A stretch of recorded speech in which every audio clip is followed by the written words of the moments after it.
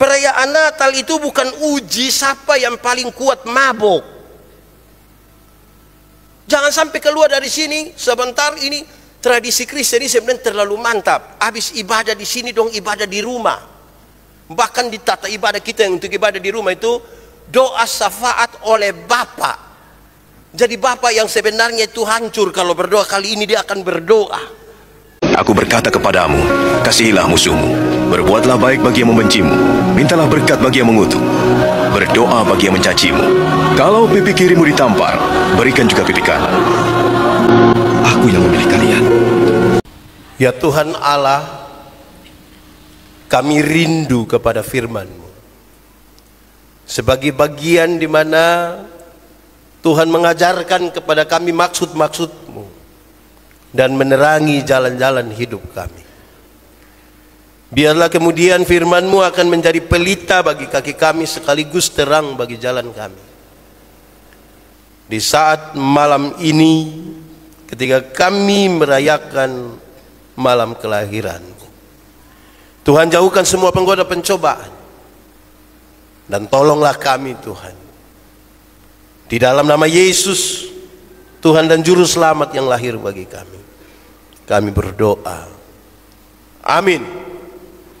Bapak Ibu Saudara-saudara, oleh panitia pembacaan kita pada hari ini terambil dari surat Filipi pasal 2 ayat 5 sampai ayat yang ke-8. Surat Filipi pasal 2 ayat 5 sampai 8, sejemput jemaat Tuhan berdiri. Hendaklah kamu dalam hidupmu bersama menaruh pikiran dan perasaan yang terdapat juga dalam Kristus Yesus, yang walaupun dalam rupa Allah tidak menganggap kesetaraan dengan Allah itu sebagai milik yang harus dipertahankan, melainkan telah mengosongkan dirinya sendiri dan mengambil rupa seorang hamba dan menjadi sama dengan manusia. Dalam keadaan sebagai manusia, ia telah merendahkan dirinya dan taat sampai mati, bahkan sampai mati di kayu salib. Demikian firman Tuhan. Berbahagia setiap orang yang mendengar firman, memelihara dan melakukan dalam hidup setiap hari. Haleluya.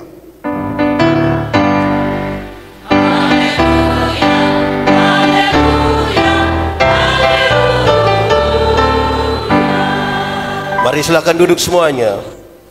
Bapak Ibu Saudara-saudara, shalom.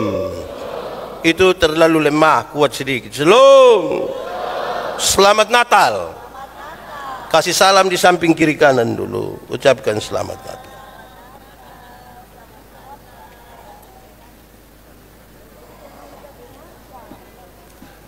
Baik. Bapak Ibu Saudara-saudara, tema yang disiapkan oleh panitia adalah Natal, kerendahan hati Kristus. Natal, kerendahan hati Kristus.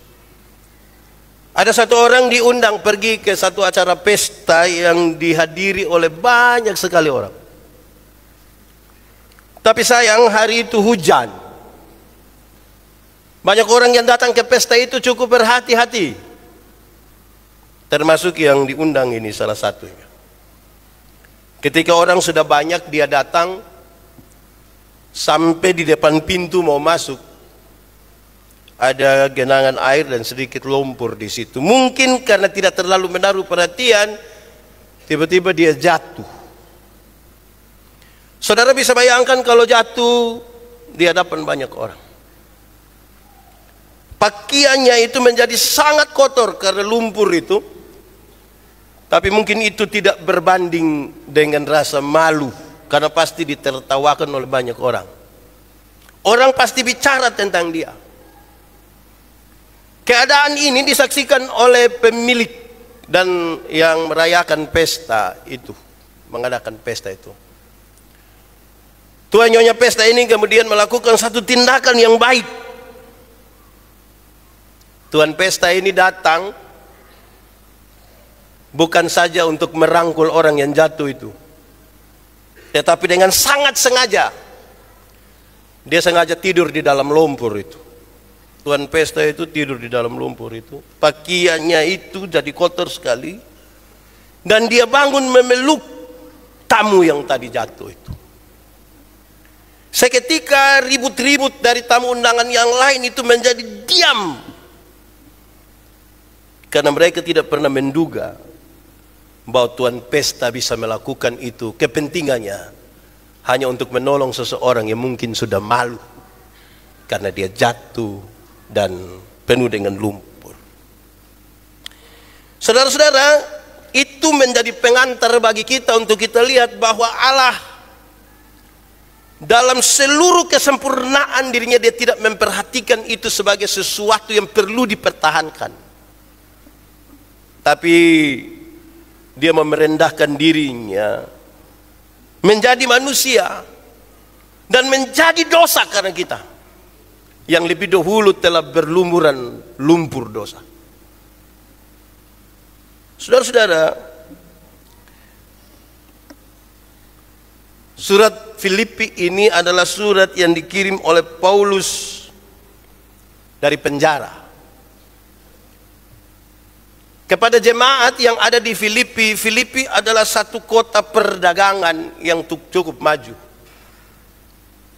Karena itu kota yang cukup maju, pilihan-pilihan mereka sangat banyak.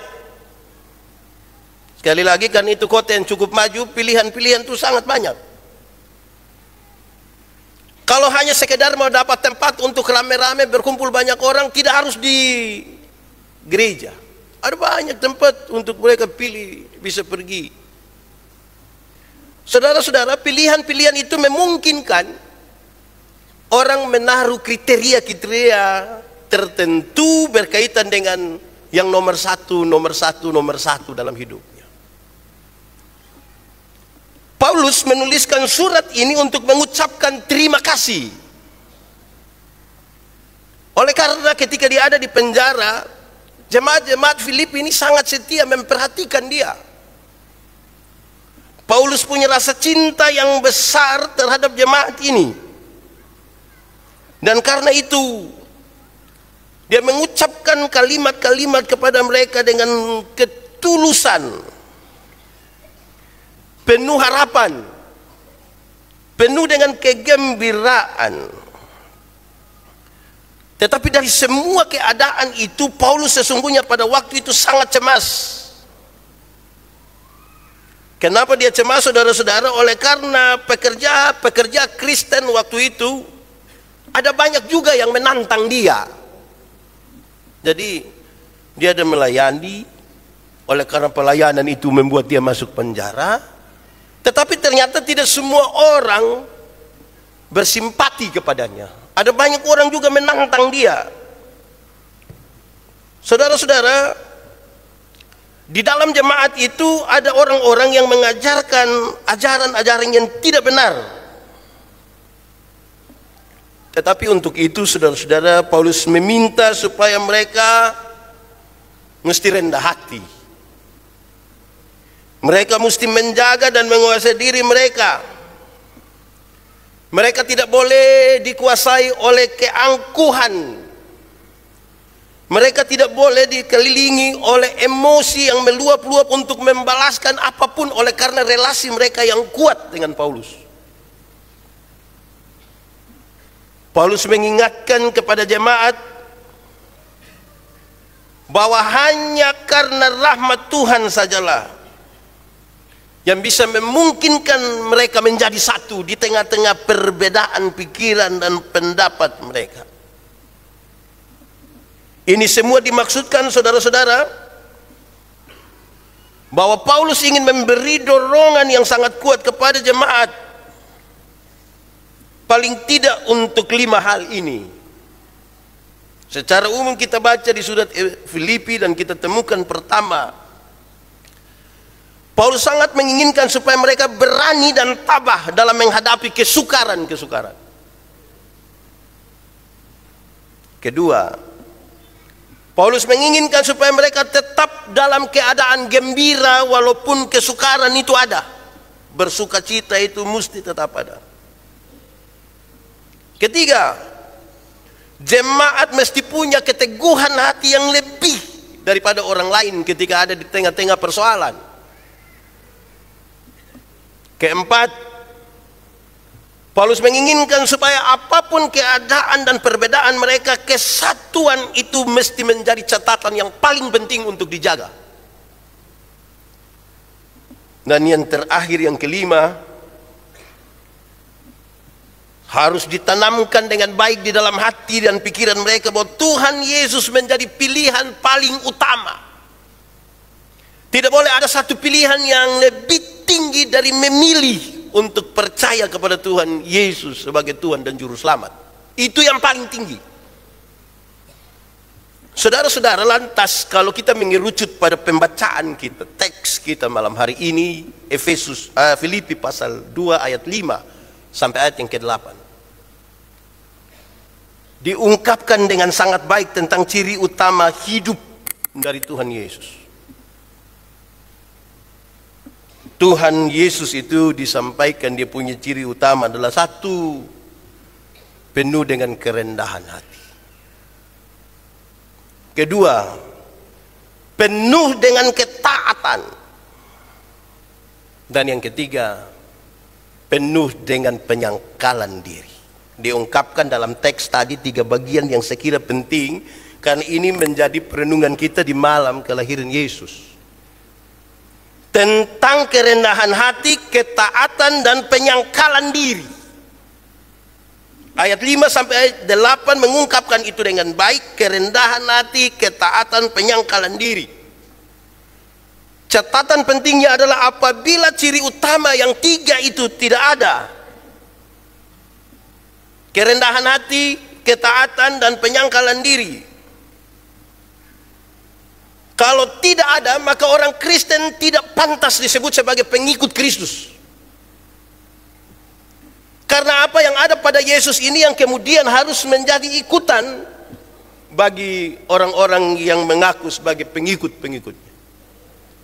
Jadi pasti saya mau ajak kita renungkan, kita ini ada kerendahan hati atau tidak, kita penuh ketaatan atau tidak, atau kita ini ada pada penyangkalan diri atau tidak.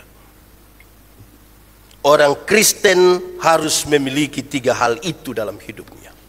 Atau yang kedua, saudara-saudara, dalam kaitan dengan itu maka keutamaan diri, pementingan diri, dan pameran akan diri akan merusak gambaran Allah di dalam hidup kita, sekaligus merusak persekutuan. Dari yang kedua ini sesungguhnya menegaskan bagian yang pertama, bahwa kalau keutamaan diri itu yang dimunculkan paling pertama, kepentingan diri yang paling pertama, pameran akan apa yang ada pada diri kita itu yang paling utama, dia merusak gambaran Allah di dalam kita, sekaligus merusak persekutuan. Bahasa yang paling gampang dimengerti adalah kalau orang sombong, semua hanya berpusat pada dirinya, egois, itu tidak baik bagi persekutuan dan akan merusak gambaran Allah di dalam hidup kita. Saudara-saudara, siapa yang tinggal di dalam Kristus dan menyembah Kristus, maka dia mestinya merenungkan sampai titik yang paling tinggi, yaitu dia jatuh di dalam kasih yang sangat ajaib. Kasih yang sangat ajaib itu menuntut hidupnya, menuntut jiwanya, dan menuntut segala sesuatu yang ada pada dirinya untuk beribadah kepada Tuhan didasarkan pada kasih dan bukan karena rasa takut. Saya ulangi, siapa yang tinggal di dalam Kristus dan menyembah Kristus dengan 3 hal yang tadi sudah ada padanya, dia jatuh ke dalam kasih yang sangat ajaib. Yang kasih yang ajaib itu menuntut hidupnya, jiwanya, dan semua yang ada padanya untuk beribadah kepada Tuhan didasarkan kepada kasih dan bukan kepada rasa takut. Saudara-saudara, kalau itu penjelasan teksnya, lalu bagaimana dengan pesan di malam Natal ini? Sekaligus untuk tema kita, Natal, kerendahan hati Kristus. 1, ini standar, ini saya ucapkan. 1, secara kasat mata, Natal itu enak untuk ditonton. Natal enak untuk dinonton. Di malam kelahiran Yesus itu ada 2 peristiwa yang paling bagus untuk dinonton. ada bintang berekor, ada bintang terang. Saudara jalan malam-malam terus lihat bintang terang, siapa yang tidak mau lihat? Kalau pegang handphone pasti semua story bintang berekor. Kedua, ketika malaikat menyanyi di padang belantara. Malaikat itu bukan manusia, tapi kalau digambarkan seperti manusia, kalau perempuan pasti cantik, kalau laki-laki pasti ganteng. Kalau mereka menyanyi suara pasti bagus, dorang punya baju bagus, tapi menyanyi di hutan. Coba saudara masuk hutan terus ada malaikat menyanyi, hanya dua, mau nonton atau bangun lari. Tapi kalau kita pakai hati yang baik, itu kan peristiwa itu enak untuk ditonton. Tapi saya bilang pada saudara di malam hari ini, ingat, Natal bukan tontonan. Sama-sama 1, 2, 3, Natal bukan tonton. Kasih tahu kawan di sebelah, 1, 2, 3, Natal bukan. Walaupun penampilannya indah-indah, suaranya bagus-bagus, dom punya baju dom bagus-bagus, tapi Natal bukan tontonan. Dekorasi mantap, tapi Natal bukan tontonan.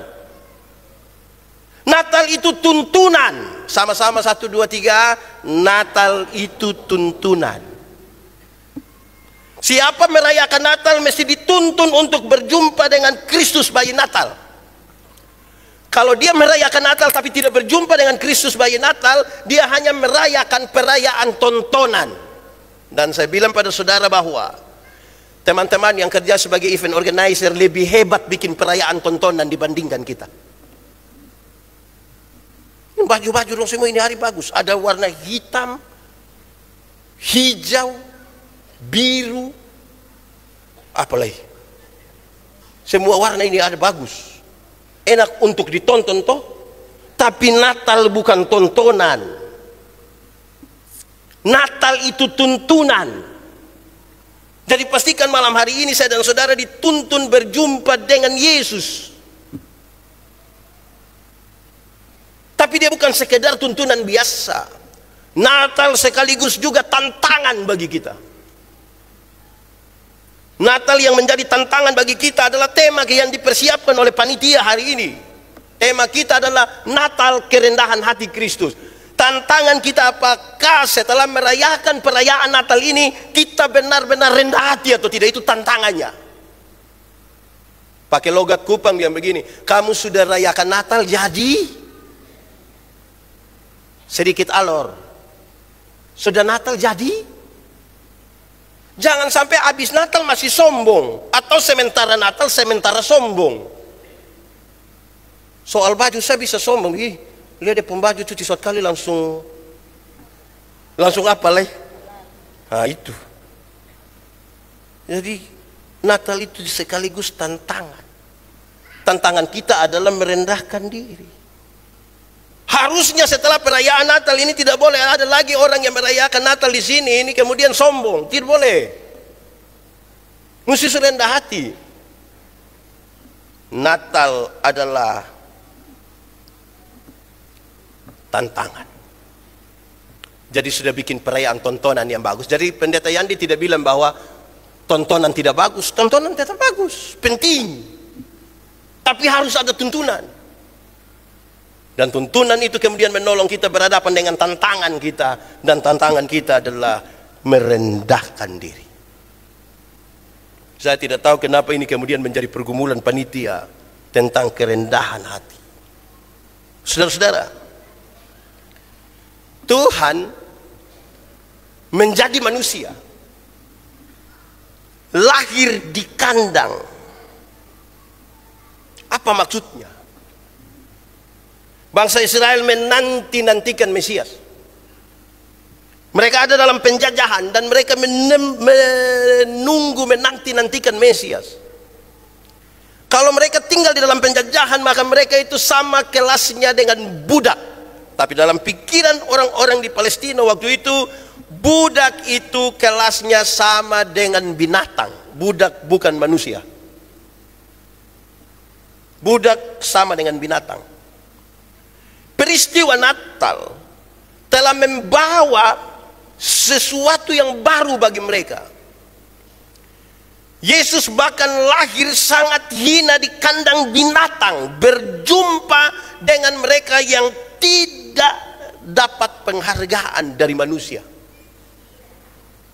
Supaya apa? Supaya mereka diangkat menjadi sahabat. Sekaligus ingin menunjukkan bahwa di hadapan manusia, yang tuan, yang budak, yang kaya, yang miskin adalah sama. Itu betul-betul bisa ada kerendahan hati. Saudara, saudara bisa mengalami sesuatu dan merasa sangat direndahkan. Saudara mungkin pernah mengalami sesuatu di mana saudara sangat diremehkan oleh orang lain.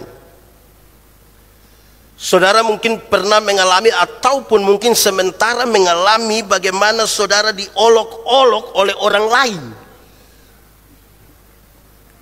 Tapi itu belum seberapa dibanding dengan keputusan Tuhan untuk turun sampai ke dasar yang paling rendah dalam pandangan manusia, yaitu di kandang binatang. Dengan sebuah kepentingan adalah supaya mereka yang hina ini diangkat menjadi sahabat. Kalau Tuhan mengangkat kita menjadi sahabat, sekarang ingin saya katakan dua hal. Pertama, kasih tinggal ketika orang lain merasa kita sangat rendah dan hina di hadapannya, karena Tuhan masih menganggap saya dan saudara itu sahabatnya. Tapi yang kedua, saudara-saudara, saya ingin mengatakan kepada kita bahwa mestinya kepada yang lain semua kita juga menyebut mereka dengan sahabat. Beberapa bulan lalu ketika tema kita tentang nama baik, saya ingat sekali ketika saya sampaikan begini. Orang kaya, orang miskin bertemu, Tuhanlah yang menciptakan mereka. Harga tertinggi dari sebuah kemanusiaan adalah karena kita ciptaan Tuhan. Itu harga paling tinggi. Kekayaan itu adalah penilaian berdasarkan kepemilikan materi. Dan karena itu harga yang paling tinggi itu karena kita gambaran Allah, ciptaan Tuhan, maka itu mesti dipertahankan dan tidak boleh ada hal yang lebih tinggi dari itu. Jangan hanya karena kekayaan kita membuat diri kita menjadi sangat rendah.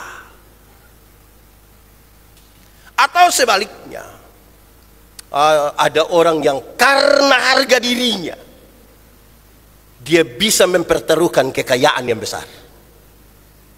Ada orang yang bilang, Pak Pendeta, saya kalau orang olok-olok saya harga diri, mau rugi berapapun saya tidak pusing, yang penting saya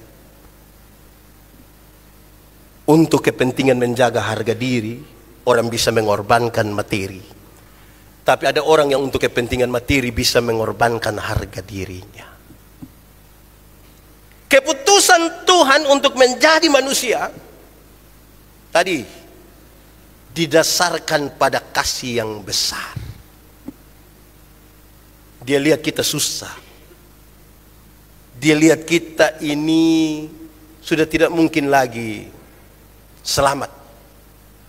Dia mau menjadi manusia, mengangkat kita dari lumpur dosa itu, karena tidak mungkin lagi kita berharap kepada manusia. Disitulah dia tidak menganggap bahwa kesetaraan dengan Allah itu adalah hal yang harus dipertahankan. Saudara, tantangan kita selanjutnya adalah ada orang kaya, ada orang pintar, ada orang putih, ada orang macam-macam lah dari segi penilaian-penilaian yang materi. Berhadapan dengan itu, saya ingin bilang kepada kita sekalian, saudara-saudara, ketika saudara menegur, menyapa satu orang yang kelas sosialnya lebih rendah dari saudara, saudara menyapa satu orang yang mungkin dia kerja hanya pungut-pungut sampah saja di sekitar rumah, saudara tidak kehilangan harga diri sebagai satu orang yang sangat kaya. Ketika saudara memanggil dengan kasih orang-orang yang membantu saudara di rumah, saudara tidak kehilangan diri sebagai tuan dan nyonya. Ketika sebentar atau besok saudara ketemu satu orang gila di jalan dan saudara membantu dia sedikit, saudara tidak serta menjadi gila.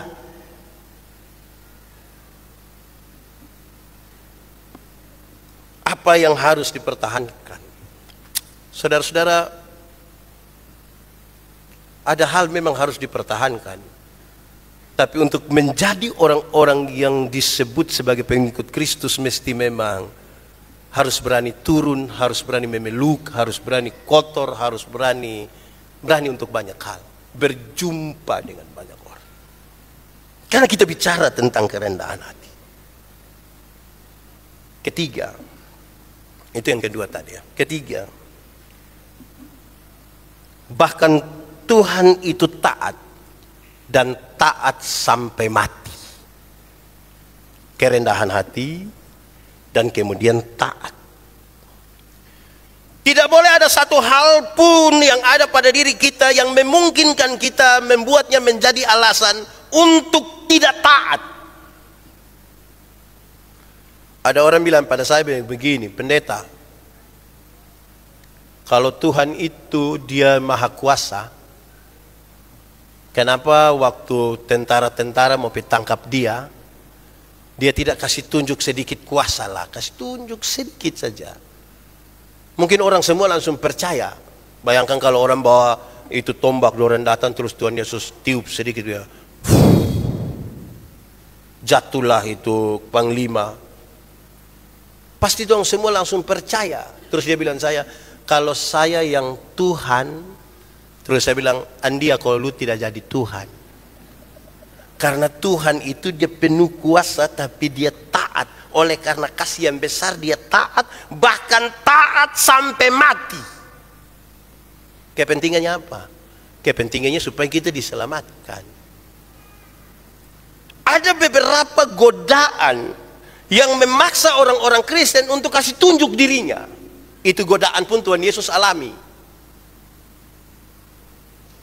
Ketika Tuhan Yesus mau ditangkap, disampaikan lagi, engkau ini mulai dari pertama ketika dia dicobai di padang sampai pada dia mau ditangkap, bukankah kakimu tidak akan tersentuh di tanah? Tuhan akan mengirimkan malaikat-malaikatnya untuk menatang engkau. Pasti kalau kita teman dari Yesus, kita kasih tahu, kasih tunjuk sedikit. Manusia ini kan sombong sekali kalau waktu kita duduk di samping satu orang yang kita tidak kenal, padahal dia pembesar yang terlalu besar, terus sebentar itu orang yang kenal dia begini. Tadi kau tahu kau duduk dekat siapa itu? Tahu kau tidak? Tidak tahu. Itu yang pemilik semua garam di seluruh dunia. Pemilik garam di dunia itu pasti kaya toh. Ada anak-anak dari kampung itu kalau orang datang, dulu di Kupang ini kan ada geng di sini, geng di sini, geng di kampung. Dia datang bergabung di satu geng, terus itu pulang kampung itu dia pun cerita, pokoknya POE pura tanya saja, tanya. Padahal dia datang itu hanya suruh pi beli rokok. Tapi dia punya gaya lebih dari yang geng itu.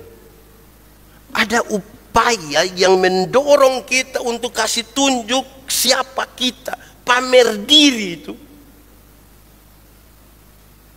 Karena itu saya kira ini serius, taat. Bahkan ketika itu sangat menggoda kita untuk menyatakan siapa kita di hadapan manusia. Tenang saja. Tenang. Tidak usah terlalu. Saudara-saudara, dengan demikian maka Natal kali ini sebenarnya mengajak kita untuk satu, jagalah persekutuan ini. Karena orang yang tinggi hati itu tidak baik dalam persekutuan. Dia mesti rendah hati seperti Kristus dan dia mesti betul-betul turun ke bawah. Saudara tidak akan kehilangan harga diri ketika ambil keputusan untuk seperti Kristus. Walaupun godaan-godaan untuk menyatakan diri kita itu hebat, sangat besar bagi kita. Minta Tuhan kasih kuat kita pu hati. Ini 31 malam itu biasa itu di kampung-kampung semacam uji siapa pun petasan bunyi paling besar. Di sana pum, saya melaju, pum pam, do menunggu lagi, pum pam pam. Hanya petasan saja kita mau kasih tunjuk siapa yang paling hebat. Ini belum kedudukan. Belum lagi kami di kampung kalau putar tape, aduh, itu tape itu hancur, dia pembunyi itu. Satu putar di RT 8, satu di RT 23, tetap dorang baku uji. Satu baru mulai menyanyi Selamat Natal Mam, satu jauh di dusun yang kecil. Jadi kita yang di tengah ini pusing, kita mau menyanyi ikut yang mana, yang jauh di dusun atau Selamat Natal Mama. Bayangkan untuk kepentingan Natal saja polisi mesti kasih keluar edaran bilang tolong jangan pakai kanal pot racing. Itu kanal pot itu kepentingan apa? Mau untuk apa? Coba kasih tahu saya itu supaya apa? Itu tuh bikin rusak motor. Apalagi itu motor masih kredit. Kan kasihan tuh. Perayaan Natal itu bukan uji siapa yang paling kuat mabok. Jangan sampai keluar dari sini sebentar ini tradisi Kristen ini sebenarnya terlalu mantap. Habis ibadah di sini dong ibadah di rumah. Bahkan di tata ibadah kita yang untuk ibadah di rumah itu doa syafaat oleh Bapa. Jadi Bapa yang sebenarnya itu hancur kalau berdoa, kali ini dia akan berdoa. Tradisi itu baik toh? Aduh, tapi dia pun tidak baik itu yang habis itu. Tidak semua tidak semua Ada yang mabok begitu rupa sampai minggu sampai besok hari 25 itu dia sudah tidak datang gereja. Tanggal tadi malam mabok, termasuk mabok mengantuk. Saya lihat ini panitia ada kesulitan sedikit taruh kasih tempat duduk di yang datang ini. Ini banyak. Semoga besok 25 juga banyak begini. Saya takut sebentar kita mabok besok lupa gereja. Ini dong masih datang semua toh. Pakai baju kembali yang biru tidak apa-apa, tidak apa-apa. Yang penting datang. Kita datang di sini itu paling penting. Pakai baju warna apa saja tidak apa-apa, walaupun mungkin ada usulan besok kita mau pakai dress code warna apa tidak apa-apa, tapi warna apa? Partai-partai sudah habis. Jadi kita pakai apa saja boleh. Jadi jangan kita bertanding di Natal ini. Panitia sudah kasih tunjuk yang terbaik, bukan untuk panitia yang sebelum-sebelumnya biar ini kurang. Kita punya dulu yang tahun Yesus lahir 2 tahun kemudian itu. Kita pun terlalu. Jangan begitu. Ini nih ekspresi kita, tapi jaga dia supaya kita tidak usah. Jaga kita punya hati, rendah hati. Jaga. Tradisi Kristen ini baik ini. Jangan beribut-beribut malam-malam. Kita punya naik motor saja harus pemerintah, harus polisi yang kasih tahu kita supaya jangan ribut. Lalu kita ikut Natal, perayaan Natal supaya apa? Tolong rendah hati. Yang muda rendah hati, yang tua juga rendah hati. Karena kita pun tradisi ini 24 malam ini. Habis ini kita akan cium. Mulai dari yang hidung mancung sampai hidung lebar. Itu cium semua. Minta maaf. Satu minta maaf. Aduh, kalau memang selama ini. Aduh, minta maaf. Tolong pertahankan sudah. Jangan nanti tunggu, nanti ini hari besok 26 domba marah ulang. Sampai 24 Desember tahun depan. Baik kalau kita masih ada 24 Desember tahun depan. Itu. Jadi selesaikan sudah. Amankan sudah. Baik, kita ini di zaman baru ini kan sudah ada WA toh. Tadi beta datang buka handphone ini banyak. Meski tangan tak berjabat. Mesti mata tak. Apa? Mau masuk minta nona, kok apa sampai bisa? Tulus-tulus tidak usah apa. Pokoknya tulus-tulus saja. Supaya baik. Jadi ini tantangan untuk kita tetap rendah hati masing-masing jaga. Kerendahan hati itu baik untuk menjaga kesatuan. Kesatuan dalam gereja macam-macam kita tuh, kita manusia ini aja rupa-rupa. Di dalam gereja juga ada banyak rupa. Banyak di dalam rumah tangga juga banyak rupa-rupa kita. Jaga dengan kerendahan hati Natal itu. Kedua, Pesannya supaya kita taat. Taat. Taat untuk segala barang. Banyak hal. Saya renungkan, saya ini juga banyak tidak taat. Jadi belajar untuk taat dulu. Kita khotbah taat, baru kita juga tidak taat. Taat.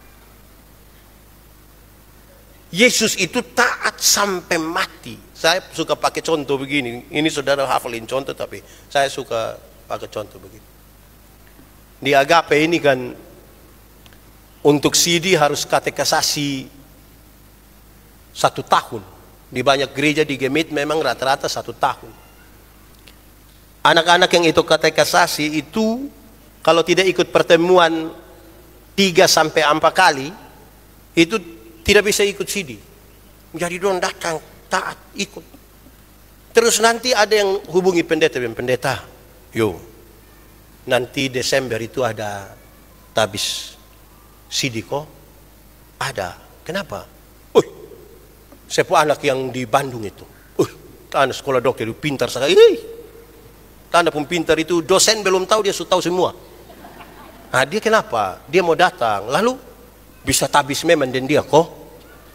Dia belum kasasi. Kenapa? Orang lain tuh anak boleh setengah mati ikut. Apalagi yang datang gereja di Agape ini kan kasihan. Dong pun bapak dong datang tungguin anak dong katekisasi habis baru singgah makami di situ baru pulang. Dong setengah mati. Nah kok ini dia tidak pernah katekisasi datang mau langsung tabis. Dia kenapa?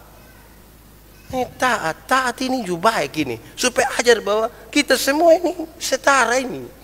Jangan ada satu orang yang karena alasan tertentu kemudian dia merasa bisa lebih dari orang lain. Kita semua belajar untuk taat. Karena itu saudara-saudara, perjumpaan kita dengan Kristus yang menurut kita punya tema bilang Natal itu kerendahan hati Kristus, kemudian membuat kita betulin orang dong merayakan Natal tahun ini dong sudah rendah hati.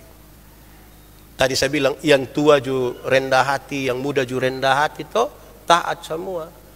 Kadang-kadang kami orang tua di kampung ini baik, tapi nanti dong bilang saya lahir duluan. Kalau dia tidak datang, maaf saya tidak akan pilih dia. Tuhan sabis kesturun di pun. Apalagi kita yang lahir duluan di zaman yang hanya pakai tustel. Di zaman sekarang sudah digital. Kita hanya lahir di zaman tustel, kita rasa kita sudah lebih dari Tuhan. Rendahkan diri, taat pada perintah Tuhan toh. Memang dua zaman ini sudah berbeda, yang lahir di zaman tustel dan yang lahir di zaman digital. Yang di tustel itu kan dia film hanya 12, 24 dan 36. Itu pun yang 2 ekstra tuh 1 habis di studio. Jadi kita foto itu betul-betul mesti jaga gaya. Rata-rata kami laki-laki ini gaya seperti pemain bola semua. Kasih naik kera baju sedikit. Itu gaya itu sampai anak dong sekarang kalau tanya kita dong bilang ini bapak. Semua siapa kalau bukan bapak? Itu yang laki-laki. Kalau ibu-ibu itu cenderung dorang cari sudut-sudut. Ada tas dong buat tangan sedikit di atas tas. Dengan rambut ada bagian dan poni turun sedikit. Itu saja. Tidak ada dipulebihi. Begitupun dengan yang sekarang. Kita mau dengan gaya yang seperti apapun hari ini, janganlah itu kemudian menjadikan ada alasan tertentu bagi kita untuk tidak mau rendah hati dan tidak mau taat. Saya tutup khotbah ini saudara-saudara. Saya menceritakan kisah lama ini. Yang saudara tahu tapi saya ingin ada perubahan dalam hidup kita. Ada satu waktu sebuah keluarga bikin lomba buat palungan. Cita-cita mereka adalah coba mereka berlomba kira-kira nanti ketika malam kelahiran Tuhan Yesus mau tidur di palungan yang mana. Papa, mama dan anak-anak dalam rumah semua ikut lomba itu, semua buat dia punya palungan. Itu palungan itu harus berisi jerami. Dan jerami itu terhitung dari banyaknya perbuatan baik yang dilakukan. Jadi kalau bangun pagi berdoa, oh itu baik. Boleh ambil satu jerami, taruh di dalam palungan. Setelah berdoa bangun, cari orang tua bilang selum papa mama, oh itu perbuatan baik. Ambil satu lagi, taruh. Dia pergi kerja tepat waktu, oh perbuatan baik. Ambil satu, taruh. Makin berbuat baik, makin banyak jerami yang ditaruh. Tapi ketika dia jalan di jalan situ, tiba-tiba ada trek bel dan dia kaget langsung maki. Oh ini perbuatan tidak baik. Dia pulang mesti kasih keluar satu jerami. Kasih keluar satu. Jadi kalau baik tambah satu, tidak baik kasih kurang satu. Sekarang menunggu malam lahir Yesus. Tuhan Yesus datang. Masuk di dalam rumah mereka.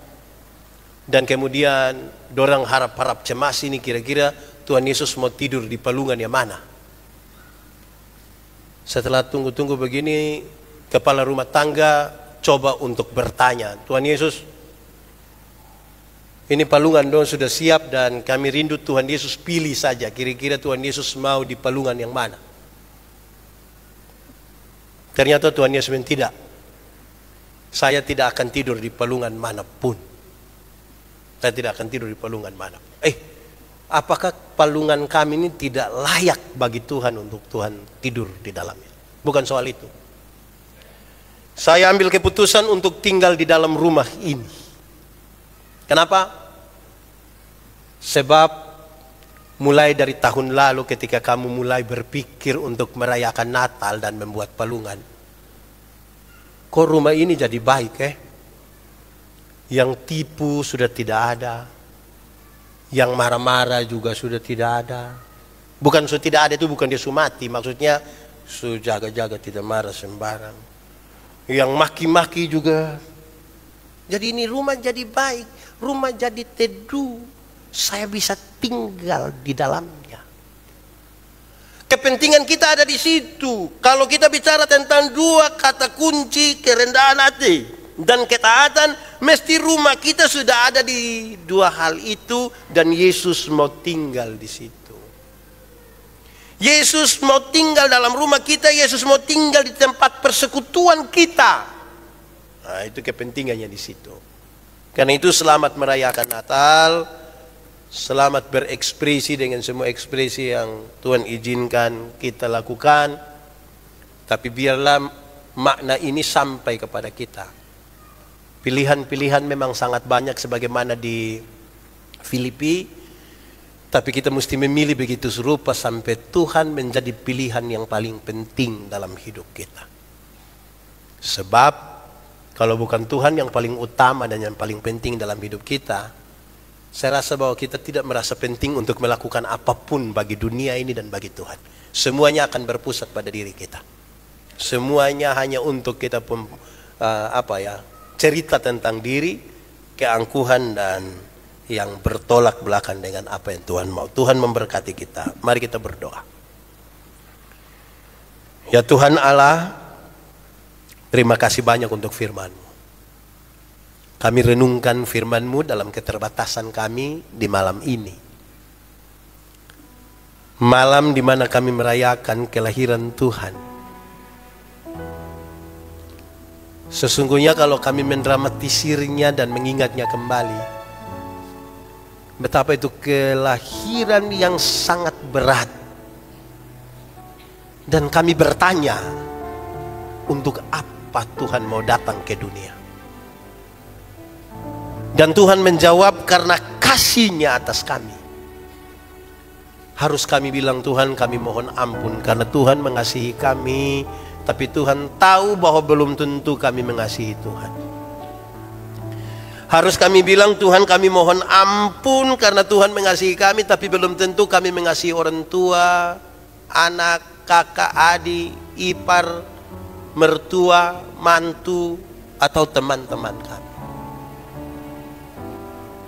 Tuhan, terima kasih Tuhan mau merendahkan diri bagi kami, tapi kami harus mohon ampun Tuhan, karena Tuhan pasti tahu kadang-kadang kami tergoda untuk menyatakan kami hebat, kami jago, kami lebih dari yang lain. Tuhan, terima kasih karena Engkau taat, bahkan taat sampai mati. Tapi Tuhan tahu bahwa kami selalu punya alasan untuk tidak taat. Kasihanilah kami Tuhan dan tolonglah kami.